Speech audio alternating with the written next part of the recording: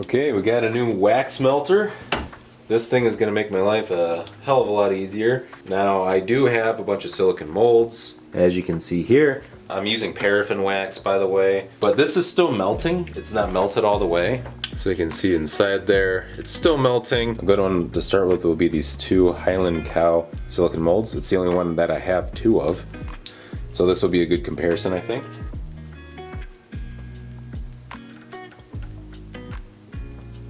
Wow, that is so much easier. Holy cow.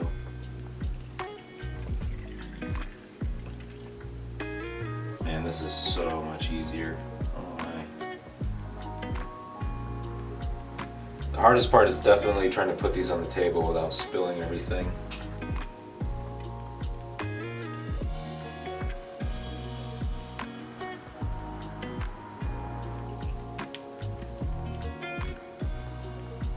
The wax is definitely looking a lot cleaner. So I think all the crud and stuff came out at the beginning. Here's what they're looking like so far. Now the thing with paraffin wax is that it shrinks a lot. So when these are all done solidifying, we're probably gonna have to top them off with a little bit more. Still got two there and a little bit more in here. So almost done.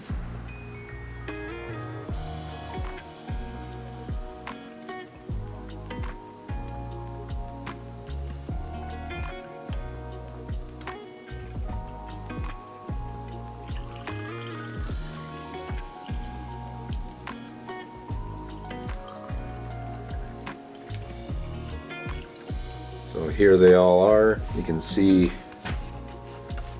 like this one's already shrinking quite a bit. Some of them might even need topped off twice, depending on like how close the detailed bottom of the part is to the top. Okay, it's been a couple days and these are all solidified. As you can see, there's still quite a bit of shrinkage. These are all topped off now. We just gotta wait just a little bit longer until these are completely hardened, and then we can take them out and take a look and see how they turned out. Hopefully no air bubbles, and hopefully they have a nice smooth surface, because obviously the more imperfections on the wax casting that we have, the more work we're gonna have to do to get it ready for the metal mold. Well, I think we've waited long enough for these to dry, so let's go ahead and start taking them out. I'm gonna start off with this little astronaut guy here. It definitely looks better than before. There's still some air bubbles and stuff. Not really sure what to do about it. I'm not sure if it's just the silicone mold that has the air bubbles in it, and it's like that's what's giving it the texture, because it almost looks identical to the one before, although it's easier to see now, and I think it did come out a little bit better. But I think overall it's still got a lot of air bubbles. A lot of air bubbles again. Yeah, this one's really bad. Holy cow. I don't know if you can see on the camera, but man. Okay, I looked up a few details online as to how I can get rid of these air bubbles, and it seems to be a real pain for a lot of people. So a few things that I read is that, one, you need the wax a lot hotter, but I also want to try making it a little bit cooler in case for some reason the thermometer on this thing isn't, working properly. So I'm gonna do like maybe 1 or 2 molds with the cooler temperature, and then I'm gonna crank it up to a lot hotter than I had it before. So this is already cooler than before, so it's gonna be like a factor of 4 kind of thing. So it should be a big difference between the two. And then the other thing I read was that people will preheat the molds, so obviously there will be a little bit less difference between the temperature of the wax and the mold, and it'll allow it to cool a lot slower. Now, I fail to understand why there'd be so much trapped air in there for, just that little bit of a difference to make so many bubbles. But I mean, I've seen little changes make big differences before, especially in metal casting. So I mean, it very well could be true. So I'm gonna set up a little mini experiment here and see which one gives me the best quality, basically. So I took out what I could, and you can see we do have some wax molds that came out really well. Here's all the ones that didn't turn out well. And there was one thing that worked out the best, and you can probably already guess what that is. But these ones were done with mold release. So I have this can here of mold release spray. and it did turn out good. So you can, like, looking at this, you would think that it's actually bad because you see a lot of air bubbles and stuff, but that's like underneath the surface. I think the mold release helped like keep the bubbles from sticking to the surface of the mold, and instead they just stayed like near the surface. So this is actually still good because we don't really care about the bubbles, we just don't want them pitting the surface of the wax. And same story with the Highland cow. That was also mold release, just at a slightly higher temperature. A lot of the hair detail turned out really good.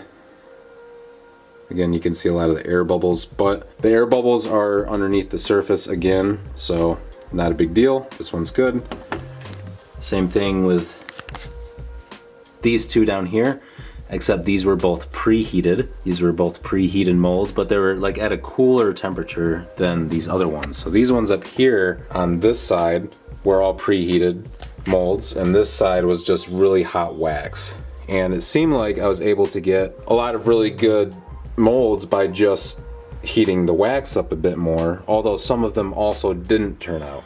So it's kind of like a 50-50. I think the smaller parts are the ones that turned out better, and even these ones kind of need a little bit more work because there's some pitting like on the heads here. Most of the pitting always seemed to be like where the wax first poured into the mold, and I'm not really sure what the correlation there is, but those are just my findings. So over here, looking at this guy here, this is an absolutely outstanding wax cast.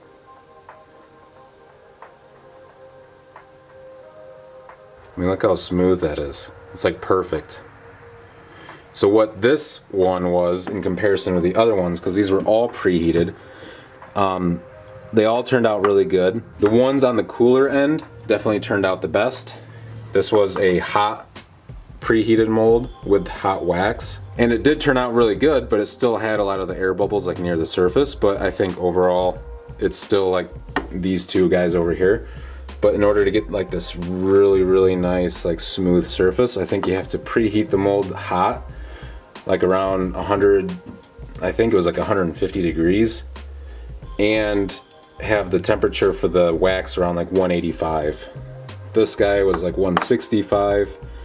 This guy was 180, and you can see the 180s like around that temperature range are the ones that give like the really smooth surface texture. Okay, so the paraffin wax route just isn't really working. I think it's because the 100% paraffin wax is just, it's like casting a metal. You know, you don't really want to cast pure metals. You typically want to cast an alloy. The alloys increase like the metal's properties in tons of different areas, and I think the same applies to the wax. So I think wax has certain additives that make it better for casting, such as like being a little bit softer and malleable, so that way you could take it out of a mold without it breaking, like colorants and stuff, so that way it's opaque and you can actually like see flaws or all the details on the casting, and just a bunch of different stuff like that. But the one that I'm mostly concerned with is obviously breaking when I'm trying to take it out of the mold, because it doesn't even matter like what you cast or how good it is for metal casting if you can't even take it out of the mold without destroying it anyways. So I went ahead and bought a whole bunch of these unscented tea light candles, which I have seen some other metal casters use for lost wax casting, and they seem to get pretty good results. So I wanted to try it. I mean, maybe it's not the best, I know it's not the best, but I at least wanted to try it to see how it compares to the other wax that I have. And it was also just a really cheap thing that I could pick up. But if you guys know which wax I should be using that's really good for taking out of molds and for lost wax casting, definitely let me know down below. I know microcrystalline wax is like the best of the best, but it's very expensive and I don't have $1 trillion. So I think some alternatives were like beeswax, or just taking paraffin wax and adding additives. Like I think there was a type of acid you can add. But let's go ahead, open these up, separate them all, and these are aluminum, I think, the containers that the wax is in, so we can remelt that, I guess. So we'll get all the wax separated out, we'll melt it down, pour some new molds, and see how they turn out. See how much easier they are to take out of the molds.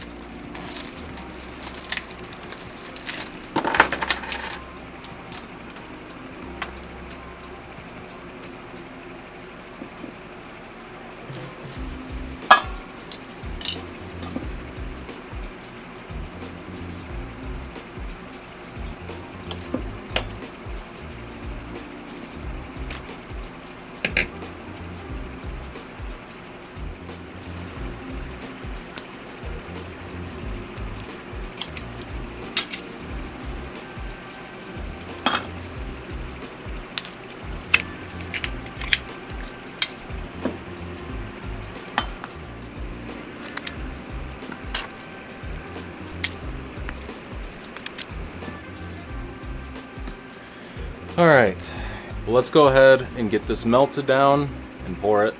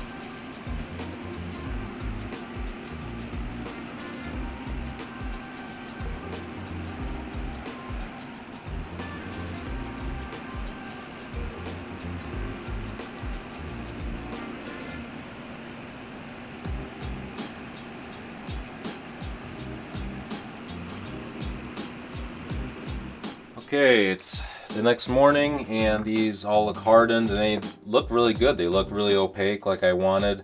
They look really smooth. Let's just hope that they're easy to remove from the molds. Hopefully they're better. Some hooks.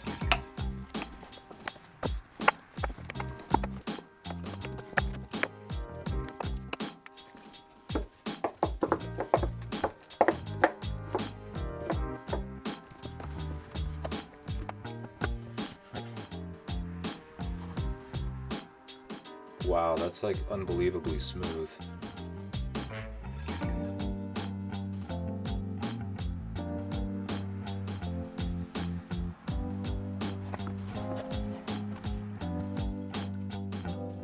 Wow, that's a crazy difference.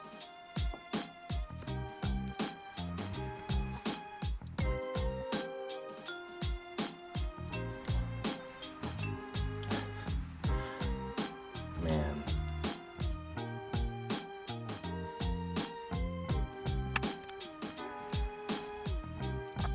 So I didn't have a single one break. I'm actually blown away at how much better this wax is than the stuff that I've been suffering through. Just as a comparison, here's one of the new ones. Here's the old one, the blue one. It's riddled with like air bubbles and it's just got like a lot of imperfections. This one's a little bit better than like a lot of the other ones that I cast, but also like the astronaut here. Try to get some better lighting. You can see there's just tons of like air bubbles everywhere.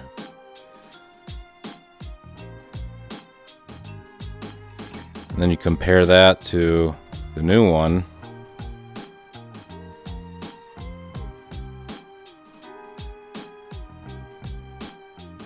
And it's just super smooth. But that's not even the biggest deal. The biggest deal is that none of these broke. I've sacrificed so many of these astronauts because the feet kept breaking. And this just popped out like nothing. And then look at this one, this house. It's just like flawless. Everything on it just perfectly smooth. Came out super easy. I've broken a lot of these before too. Even this giant frog. His staff would break all the time. The hat would break all the time. There's a little bit of dirt in there from the wax melter. I'll have to clean it out a little bit better. But it's just like so smooth. It's perfect. So now the real test is, how do these perform for metal casting? Are they going to crack the mold? Are they not going to burn out super clean? That's going to be the ultimate test, but I will save that for a future video. So overall, I'm pretty happy with how the new wax turned out. I think I'm going to continue using that. But again, if you guys have any suggestions on like what wax to use or if I should try something else, let me know down in the comments below. But that's it for the video, guys. If you want to see what I turn these into as far as metal casting goes, stay tuned for another video in the future. If you like the video, please subscribe to the channel, like the video, leave a comment. We do have memberships available, so definitely check those out too. But until then, guys, I'll see you in the next video.